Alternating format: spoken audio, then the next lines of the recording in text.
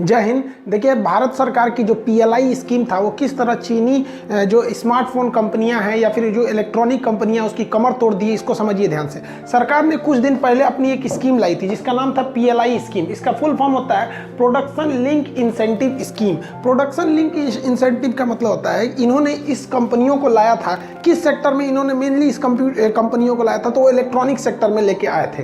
ये mainly electronic sector में लाने वाली कंपनियों के लिए लाया गया था और कहा गया था कि अगर कोई भी इलेक्ट्रॉनिक कंपनी भारत में आती है और वो प्रोडक्शन करती है तो जितना ज़्यादा उसको प्रोडक्शन दिया जाएगा, सरकार उसको बगल से कुछ पैसे यानी इंसेंटिव्स देगी। अब आप कहेंगे कि सर ये तो सरकार की बेवकूफ़ी है, क्योंकि अगर कंपनियां आ जाती हैं और वो प्रोडक्शन करती हैं तो जितना ज़्यादा प्रोडक्शन करेगी सरकार उतना ज़्यादा देगी यहाँ पे, तो फिर सरकार को फ़ायदा क्यों हुआ? भैया फ़ायदा होता है, सरकार बेवकूफ़ नहीं बैठती है, उसके पास एक से एक आईएएस अधिकारी दिमाग देने वाले बैठे हैं सब। आप देखिए, अगर कंपनी आती है तो कई तरह के टैक्स देंगे, वो पहले जीएसटी देंगे, बाद में इनकम टैक्स दे देंगे, ज़्यादा कमाएंगे तो सेस दे देंगे, वहाँ पे बहुत सारी चीज़ें लगेंगी। उसके अलावे वो कितना रोजगार देंगे, हमसे बिजली को खरीदेंगे, हर चीज़ करेंगे ना, तो बहुत ज़्यादा फायदा। एक तरह से अगर देखिएगा तो 100% उनसे अगर लिया जाएगा तो उसका 20 से 25% ही इंसेंटिव में जाएगा उनको, तो बहुत अच्छा स्कीम है। तो शुरुआत में जब ये गवर्नमेंट की थी तो बहुत ज़्यादा इसका रिजल्ट देखने को नहीं मिला था, लेकिन आज 2 से ढाई महीने बाद इसके बहुत अच्छे रिजल्ट देखने को मिल रहे हैं।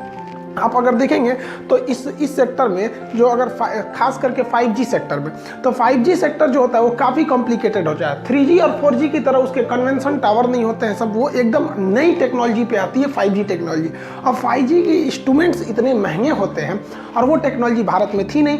याद कीजिए, हम जून के महीने में भी बताए थे कि भारत सरकार को जियो को आगे करना चाहिए। हालांकि सरकार ने कुछ 2 कदम आगे ही बढ़ के पीएलआई स्कीम के तहत और भी कंपनियों को इसमें आगे लेके चले आए लोग। अब इससे सबसे बड़ा फायदा क्या हुआ? 5G कंपनी में जो टैकून मानी जाती थी वो हुआवे कंपनी और जेटी कंपनी।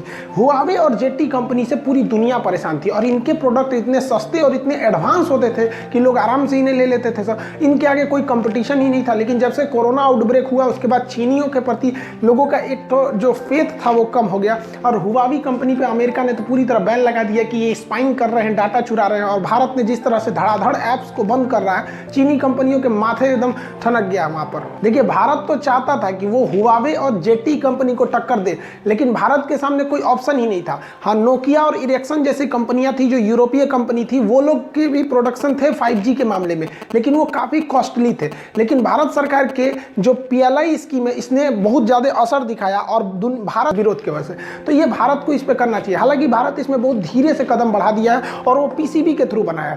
किसी भी इलेक्ट्रॉनिक पार्ट पुर्जा में आपको मॉडर्न फिजिक्स में भी पढ़ाएंगे, जब हम आपको पढ़ाएंगे सॉलिड स्टेट। सॉलिड स्टेट उसे कहते हैं जिसमें हम लोग किसका सेमीकंडक्टर का यूज करते हैं। ये पिछली बार रेलवे में भी क्वेश्चन पूछा था, इनमें से कौन सा सॉलिड स्टेट नहीं है? तो दुनिया के कोई भी इंस्ट्रूमेंटल डिवाइस जिसमें हम लोग किसका प्रयोग करते हैं, सेमीकंडक्टर यानी सिलिकॉन का यूज करते हैं, उसे सॉलिड स्टेट कहते हैं। तो सिलिकॉन के यूज में आपका प्रिंटेड सर्किट बोर्ड आज हर जगह फेमस हो गया, हर चीज में ये पीसीबी का यूज हो रहा है। ये पीसीबी ज्यादातर ताइवान, कोरिया, जापान या चाइना में बनाए जाते थे। अब इसका बहुत बड़ा प्लांट इंडिया में लगाया जा रहा है। जब ये लग जाएगा तो हम लोग ऑटोमेटिकली क्या हो जाएगा कि भाई यहाँ जैसे पीसीबी लगेंगे तो इलेक्ट्रॉनिक पार्ट पुर्जा यहीं बनने लगेंगे, क्योंकि यही ब्रेन बोला जाता है। किसी भी इलेक्ट्रॉनिक डिवाइस का ब्रेन कहा जाता है, दिमाग कहा जाता है इस पीसीबी को। जब यहीं बन जाएगा तो फिर टेंशन खत्म हो जाएगा। अब अगर ये पीसीबी मार्केटिंग बहुत आगे चला गया तो भारत बहुत ही जल्दी जो इसके हार्ड ड्राइव हो सकते हैं, हार्ड डिस्क वाले चीजें हो सकते हैं, इसमें भारत बहुत आगे नहीं है। इसमें भी भारत धीरे धीरे आत्मनिर्भर हो जाएगा। सैटेलाइट कम्युनिकेशन या टेलीकम्युनिकेशन में जो डिश टीवी होता है, तो वो तो आपको पता ही है कि टाटा ने और भारत की डिश टीवी ने कह दिया था कि भैया हम खुद से ही प्रोडक्शन करेंगे। वो हम पहले की वीडियो में बता ही दिए थे। अभी क्या है, डीलिंक कंपनी जो राउटर्स बनाती है, ये राउटर वाईफाई को चलाने के लिए जरूरी है, यहीं से वाईफाई का कनेक्शन आता है, इसी राउटर में लगाया जाता है। अब डीलिंक कंपनी भारत में शिफ्ट होने जा रही है। इससे क्या होगा, राउटर बढ़ेंगे और भारत में करोड़ों का जो राउटर्स का मार्केट है वो चाइना से आराम से छीन लिया जाएगा। अब डीलिंक कंपनी वो यूरोप में, अमेरिका में, यहाँ तो ऑलरेडी शिफ्ट है, वो भारत में भी अब इसे शिफ्ट करते जाएगी।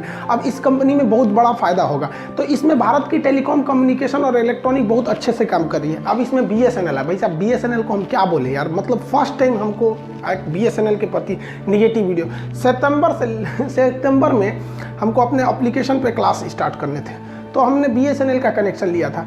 यार इस सब ने इतना टॉर्चर किया सब जिसका कोई हद नहीं। 29,000 रुपया लिया सब कनेक्शन के लिए। वायर हम ही खींचे, 1 किलोमीटर लंबा वायर हमको खींच के लाना पड़ा। हम कहे चलो भैया, हमको अपने स्टूडेंट्स का क्लास लेना रहना है, एप्लीकेशन पे 5 घंटा 6 घंटा रेगुलर लाइव क्लास रहना है, विदाउट ये वाईफाई के नहीं हो सकता है। ले लिए। हर हफ्ते इनका कुछ ना कुछ बिगड़ा रहता है, हर हफ्ते। आज 3 महीना टॉलरेट करने के बाद अब डिस्टर्ब हो गया, क्योंकि एग्जाम आ गए हैं दिसंबर में। 28 दिसंबर को एनटीपीसी ने दिया हुआ अपना शेड्यूल कि भैया यहाँ से हम लेना चालू कर लेंगे। वो अलग बात है कि बहुत लंबा एग्जाम का शेड्यूल चलेगा, लेकिन इन लोग का भैया हर हफ्ते कभी कुछ होगा कभी कुछ होगा। या तो फिर कॉल करिए तो आधा आदमी कॉल नहीं उठाता है, कॉल उठाएगा तो क्या करेगा, सर बिगड़ गया है, लखनऊ से बिगड़ा है, कभी नोएडा से